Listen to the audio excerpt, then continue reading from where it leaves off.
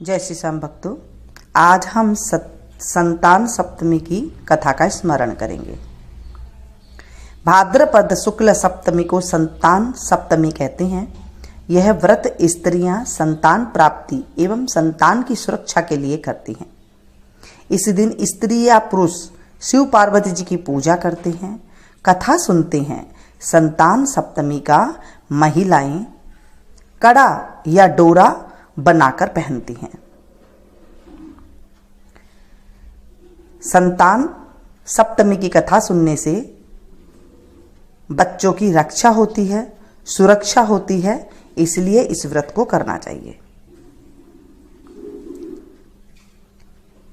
एक दिन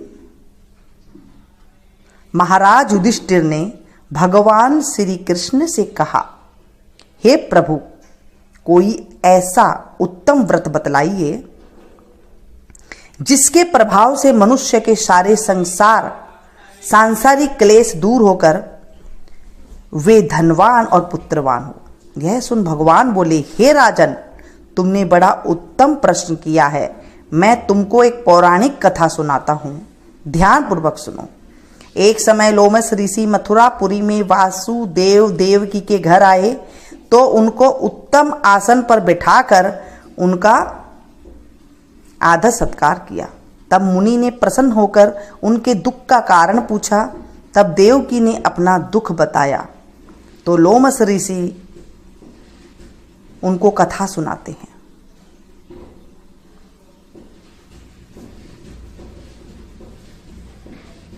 हे देवकी, दुष्ट दुराचारी पापी कंस ने तुम्हारे पुत्र मार डाले हैं, जिसके कारण तुम्हारे मन अत्यंत दुखी है।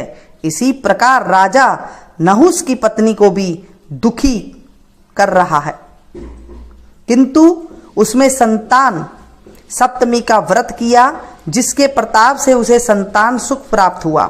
यह सुनकर देवकी ने मुनि से कहा, हे मुनिवर, कृपा कर इस व्रत को सविस्तार से मुझे भी बतलाइए, जिससे मैं ये व्रत कर सकूं। मैं भी इस दुख से छुटकारा पाऊं। लोमस ऋषि ने कहा कि हे देवकी, राजा नहुस अयोध्या के राजा थे। उनकी पत्नी चंद्रमुखी अत्यंत सुंदर स्त्री थी।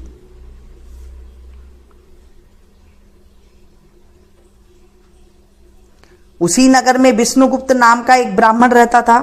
उसकी पत्नी का नाम ब्रह्ममुखी था। रानी व ब्राह्मणी दोनों में अत्यंत प्रेम था। एक दिन वे दोनों सयूद नदी के किनारे एक मंडप में कुछ स्त्रियों को शिव पार्वती की मूर्ति स्थापित कर पूजा करते यह देखती हैं। रानी और ब्राह्मणी ने यह देखकर उन स्त्रियों से पूछा कि आप क्या कर रही हैं? बहनों, तुम किस देवता का पूजन व्रत आदि कर रही हो? यह सुनकर उन स्त्रियों ने कहा, हम संतान सप्तमी का व्रत चला रही हैं। यह सुनकर रानी व ब्राह्मणी ने भी व्रत के करने का मन ही मन संकल्प किया और घर वापस लौट आई। ब्राह्मणी भदमुखी तो इस व्रत को नियम पूर्वक करती रही, किंतु रानी चंद्रमुखी राजमत के कारण कभी कभी इस व्रत को करती, कभी नहीं भूल जाती थी। कुछ समय बाद ये दोनों मर गई। दूसरे जन्म में रानी ने बंदरिया और ब्राह्मणी ने मुर्गी की योनि पाई, परंतु ब्राह्मणी मुर्गी की योनि में भी कुछ नहीं भूली और भगवान शिव पार्वती का ध्यान करती रही। मन ही मन शिव पार्वती जी का ध्यान करने से उसकी बुद्धि और भी तेज हो गई। उधर बंदरिया की योनि में रानी सब कुछ भूल गई थी। कुछ समय बाद इन दोनों ने यह देह त्याग दी। तीसरा जन्म में दोनों ने मनुष्य के रूप में जन्म ले लिया। ब्राह्मणी ने तो एक ब्राह्मण के यहां कन्या के रूप में जन्म लिया और रानी फिर से एक राजा की रानी बन गई। उस ब्राह्मण कन्या का नाम भूषण देवी रखा गया तथा उसका विवाह अग्नि भोज नामक ब्राह्मण से कर दिया गया।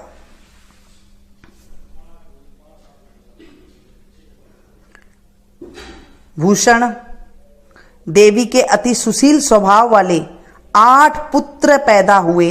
यह सब शिवजी के व्रत के फल था। दूसरी ओर शिवजी की पूजा से विमुख निसंतान रानी दुखी रहने लगी।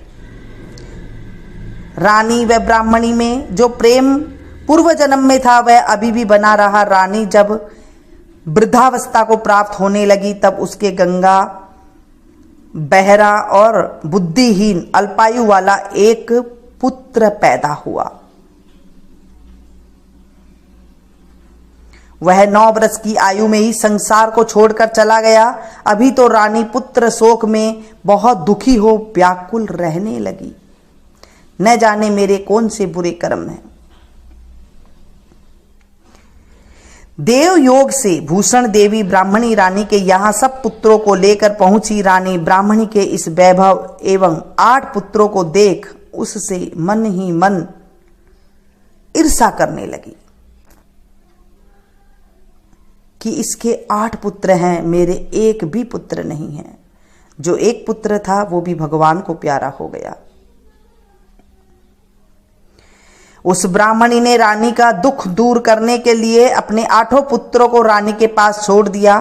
रानी ने पापवश उन ब्राह्मण पुत्रों को लड्डू में जहर मिलाकर सबको खिला दिया।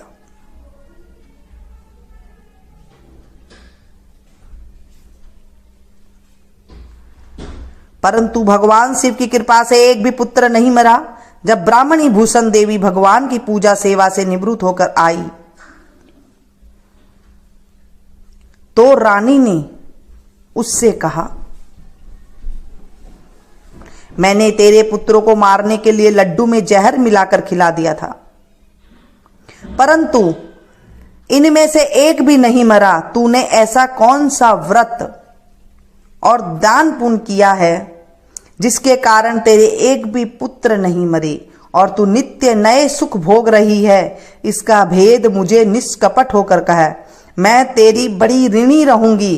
रानी के ऐसे वचन सुन ब्राह्मणी ने रानी के 3 जन्मों का हाल एक एक कहकर कह सुनाया। शिवव्रत और शिव कृपा के प्रभाव से भगवान स्मरण को इस जन्म में भी ना भूली और नियम पूर्वक करती रही हूं, और तुम अपने इस संकल्प को इस जन्म में भी भूल गई। मैं समझती हूं कि तुम्हारे ऊपर यह जो भारी संकट है उसका एकमात्र यही कारण है। इसलिए मैं कहती हूं कि आप अब भी संतान सप्तमी का व्रत भी करो, जिससे तुम्हारा यह संकट दूर हो जाएगा। लोमस ऋषि बोले, हे देवकी।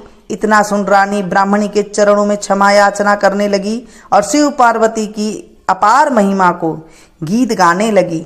उस दिन से रानी ने नियमानुसार संतान सप्तमी की व्रत किया, जिसके प्रभाव से रानी संतान सुख भोग कर अंत में शिवलोक को गई। हे देवकी, भगवान शिव के व्रत के प्रभाव ऐसा प्रभाव था व्रत का कि पथ भ्रष्ट मनुष्य को भी अपने पथ पर अग्रसर हो जाता है और अंत में ऐश्वर्य भोग कर मोक्ष प्राप्त करता है।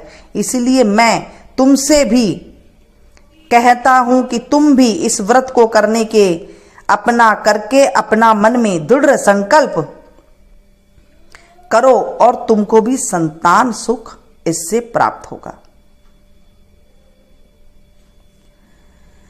ऐसा कहकर लोमस ऋषि देवकी को कहने लगे, जो मनुष्य नियम पूर्वक इस व्रत को करके भगवान शिव पार्वती की सच्चे मन से आराधना करते हैं वे अंत में शिवलोक को जाते हैं। बोलिए शंकर भगवान की जय। संतान सप्तमी माता की जय। हे सप्तमी माता, इस कथा को जो पढ़े सुने सुनाए उनकी भी संतान की रक्षा करना। आज संतान सप्तमी का व्रत है, जिनके यहाँ किया जाता है वो जरूर करें। और अगर आप पहली बार कर रहे हैं तो शिव पार्वती जी की पूजा करके आप इस कथा को सुने। मिलती हूं फिर से एक नई कथा के साथ, नई जानकारी के साथ। इसे ज्यादा से ज्यादा अपनों के साथ शेयर कीजिएगा ताकि आपको भी कथा सुनाने का फल मिल सके। मिलती हूं फिर से एक नई वीडियो।